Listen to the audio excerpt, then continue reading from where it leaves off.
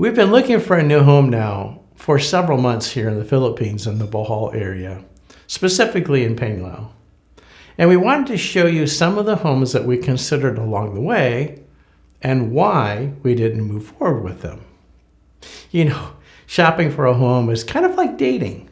There's lots of girls to choose from at those dating sites, but finding the right girl, the girl that you want to bring home to meet your mom, well, maybe that's not so easy. I think buying or renting a home in the Philippines is very much the same way. There's a lot of trade-offs. Well, this video is going to give you a tour of these different homes that we looked at while we were looking for the home that we landed in Royal Palms. I'll give you the pricing and let you know why we did not move forward with each of these properties. And keep in mind, as we look at these homes, perhaps one of these options will work for you because they're all still available today. This is completely current, right? And depending upon your own criteria of what you're looking for, it might be a fit for you. Now, speaking of criteria, I wanted to show you the key elements that we're looking at as far as what is our criteria in a rental home. They would be similar in buying a property on some of them, but there's a few things that are very specific to a rental home. The first thing is we're coming from a one-bedroom apartment and we just want more space. And so that really means 3 to 4 bedrooms, right? And we're really focusing on the Panglao area of Bohol, the little island that's off of Tagbilaran, near the airport, and all of that. So we want 3 or 4 bedrooms, which should equate to 2 or 3 bathrooms, right? So as long as there are 2+ bathrooms, we're pretty good to go, right? Now the next thing is, and this is a big one that you wouldn't think is a big deal, but we want something fully furnished. I mean, something that's really been outfitted for you to move in and just throw down your suitcases and move in your stuff and not have to buy a whole bunch of things to live there, right? So a fully furnished house is important. I got a story about that you're gonna hear about, why that's important. And then when it comes to the kitchen, you need a kitchen that's fully stocked with pots and pans, plates and dishware. You need all those things that you need to cook so you don't have to go out and buy those things. And this, of course, includes the kitchen appliances. Now, in our case, we wanted an oven. It's not something we had in our apartment. So we wanted an oven, be able to cook chicken and pizza and all of those things. So that was on our list. Of course, the stove is a pretty standard option around here. And a fridge, but one that's big enough that we can fit all of our food in, because some of them are really small here. And then you got to bend all the way down to your knee to get in there. Didn't want to do that. Most of the places will come with a rice cooker because that's just part of the culture here. And a few of them will have a microwave. And then every once in a while, you'll see some type of an air fryer, and that's just a bonus. So that's what we're looking for in the kitchen. Now for us, we would prefer to have our own lot with the house on the lot, and that would be ideal, right? Or we'd be willing to consider one of the newer, higher-end subdivisions. Lynn likes new, and that's actually the easiest way to find it, right? Of course, we want a safe community, and we want to make sure that we have friendly neighbors without problems. And if it's going to be in a subdivision, then it should come with a guard gate and a pool. And it's kind of nice to have 24/7 security. Whether you need it or not, it's just nice to have it. And just from a practical level, you want to make sure that there's some good internet options here. You have a couple of choices depending upon how they've put the wires in the area. And another thing to consider is, do they have reliable water and power? That's one thing about the water here in Panglao. If you're a little bit more towards the Lana Beach area, it's actually got a kind of a salty feel to it. It feels a little bit more slimy or something. And you notice it when you take a shower. When you get further away, like towards Dowie, it's a different water source and it doesn't feel that way. The other thing is you want to make sure you have reliable power. That wasn't a real problem for us at the Portofino residence in Panglao, but about every 2 weeks the power would go out during the night. Definitely if there was an earthquake, it knocked out the power. So we want to make sure that there is stable water and power. And you have to ask those questions. All right, here's our first house. Now, this is a little bit out of our targeted area, right? This is in an area called Baclayan, and it's off of Panglao Island. So you cross Panglao Island, and then the bridge going away from Panglao, and then you've got about another 15 minutes or so on the National Highway, heading away from the city of Tagbilaran towards Mindanao. So in this case, it's a little bit out of our target range, but we have several friends that live out there and you get more for your money. And it's about 15 minutes or so to Tagbilaran from there. So it's actually about the same as coming from Panglao. And since it's more affordable, you might be able to get a bigger house or land and house combination, right? You just get more for your money because it's a little bit more open. And then it heads towards the interior from that area. The downside is it's a little bit more province oriented than maybe I would prefer. Well, let's take a look at the search property. As you can see, the owner is remodeling the house. And though it's placed on a very large, quiet lot, there's a lot of remodeling that needs to take place. And the house currently doesn't have any air conditioning or kitchen appliances. In fact, they've kind of gutted the house and it's totally unfurnished. So that creates a problem for us. If we have to buy furniture and appliances for this rental house, then what do we do with all that stuff when the lease is up? Secondly, do I really want to invest in furniture and appliances for someone else's home? The answer to that question is no. It just is not smart to put that investment into it. But hey, as they say, everything in business is negotiable. So I thought, well, let me talk to the owner. Let me give it a try. It'll be a bit of a challenge to see how to solve this one. And I wasn't quite sure off the top of my head how we would solve it.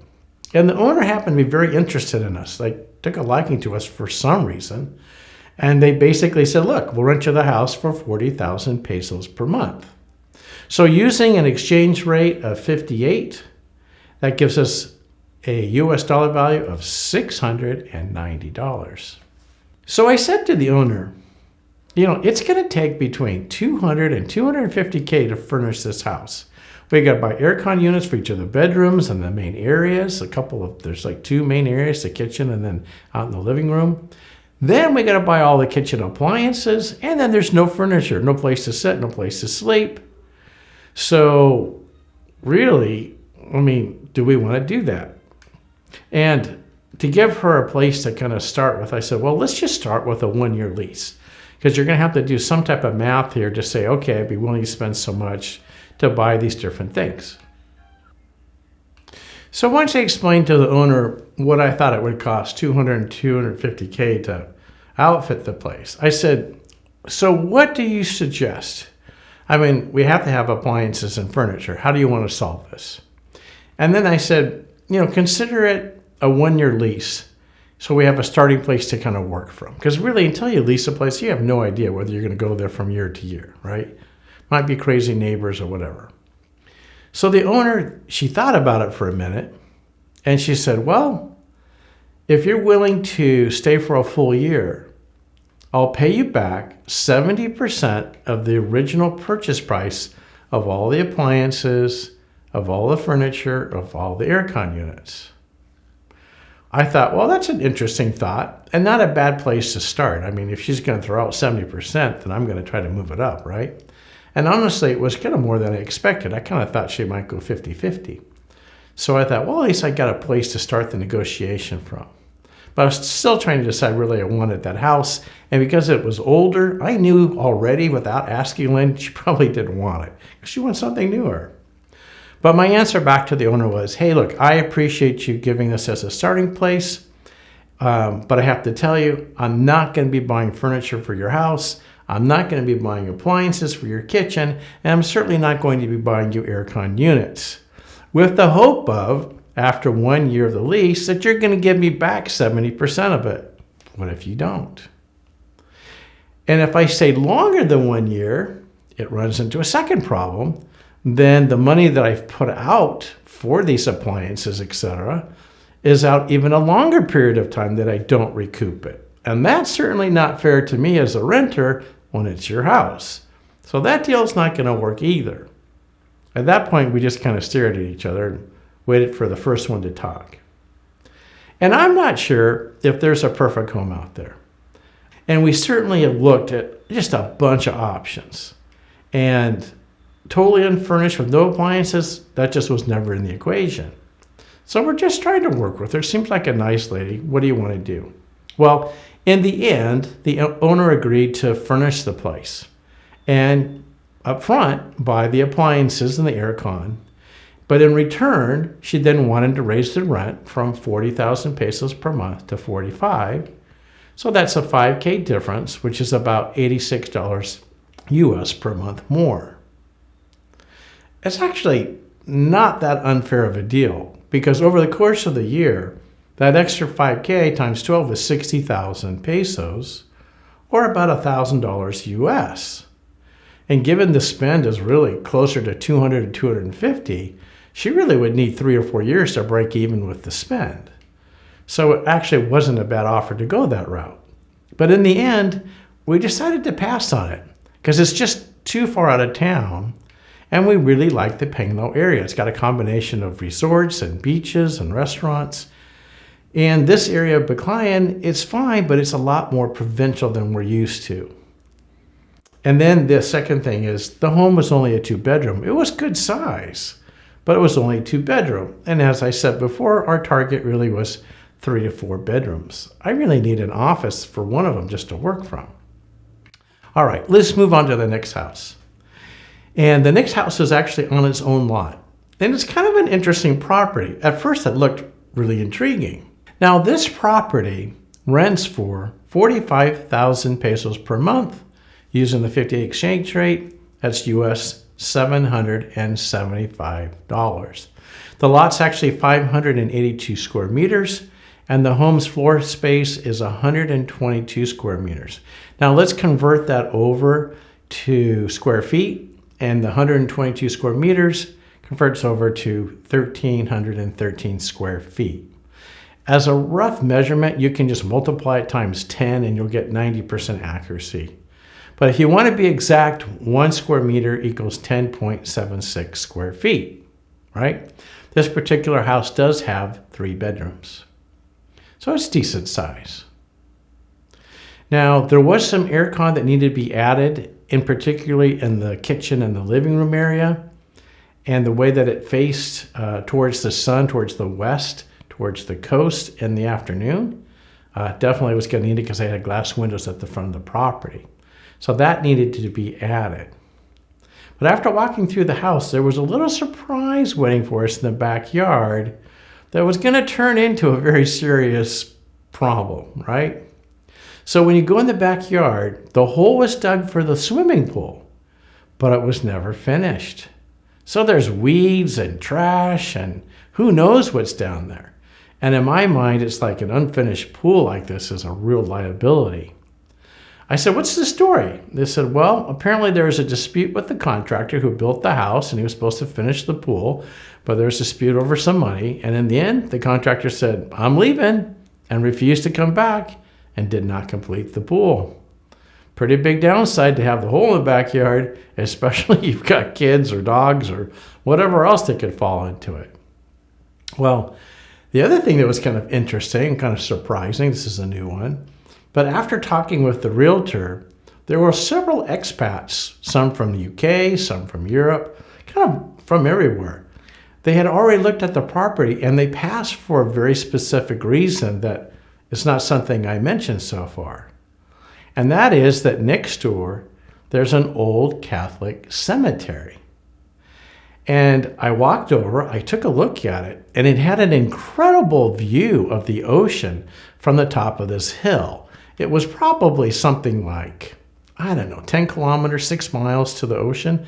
And it had an incredible view because they picked the top of the hill. But I guess people really freaked out about having a cemetery next to the property. Like there's going to be ghosts or something coming out, walking around their property.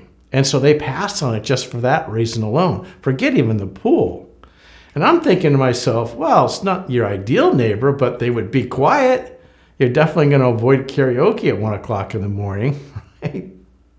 Didn't really bother me that much. It was really small. It was very old. So I doubt it was, anything that's current.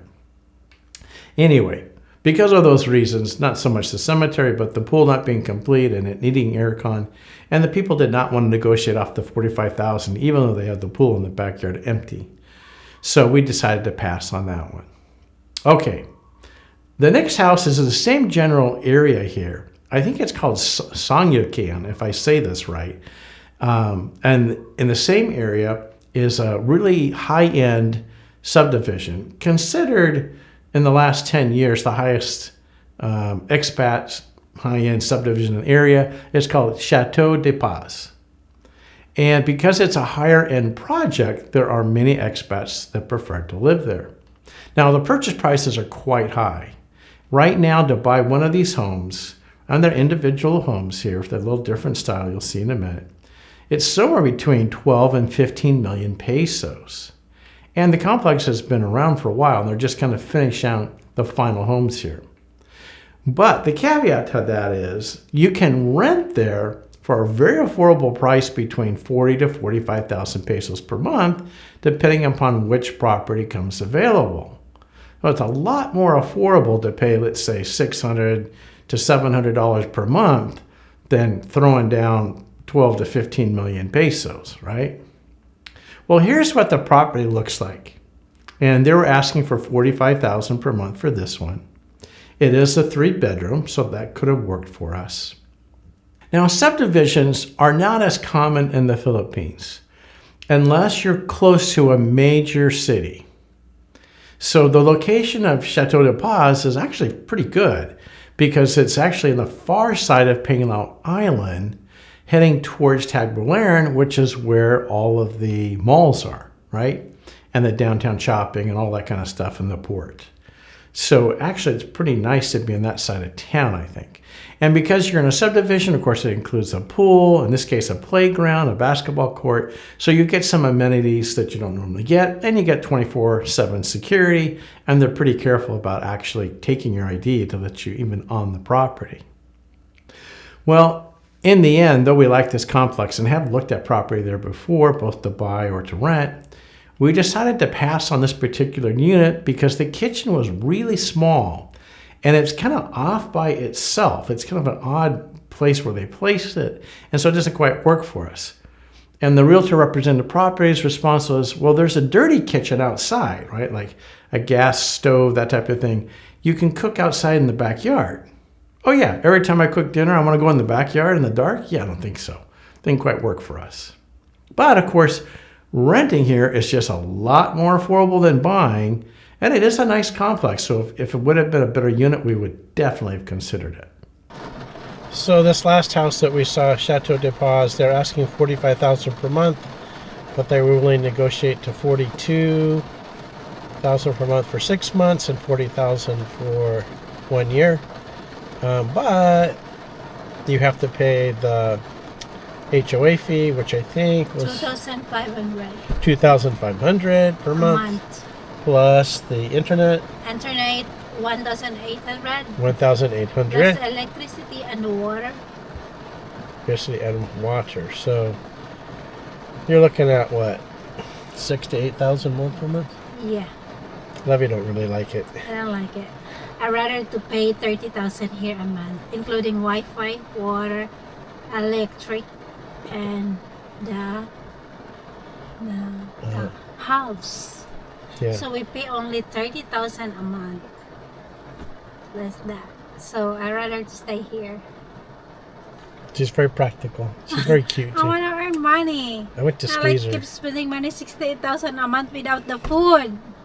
68,000 a month. We're gonna go to Chateau de Paz. Another half about that we can pay for our food. Yeah. So these are some of the properties that we considered before choosing the Royal Palms Cuatro subdivision, and we happened to land with the Palacios Grande model, right? This is here at Royal Palms Cuatro. Royal Palms has actually got 5 different subdivisions, 4 already built, 1 in process. And the one right next door to us, which is just called Royal Palms, is the 5th one, and they've upgraded the models. And so if you're in the area, the models are open. Go take a look. It really is quite nice. Anyway, I hope this gives you a perspective. There are a lot of other models to choose from in our complex, but the Palacios Grande is the model that worked for us for now. There are other models that we're interested in, but none were available. But I hope this gives you an idea of what homes cost for here in Bohol, specifically in the Panglao area, which you're going to pay a little bit more to be in a higher end resort area, right? The price per square meter for land here is much more expensive than the rest of Bohol. You want to save money, you can go to other areas of the Bohol, are going to be more provincial, or you can go towards the town, Tagbilaran, it's going to be more city-like, and you're going to pay less. So those are kind of your choices, but we like this area. Anyway, I hope that helps. This is going to do it for this video. Now, I'm working on something special for the year end here, and I hope to have it ready by like either New Year's Eve or New Year's Day at the latest. And it'll be a wrap up of 2025 and some information about some of the popular vloggers. I think you'll get a kick out of that. I used to do a lot more of those type of videos, but it's a lot of work to study over 100 YouTube channels and then try to make sense out of all of them.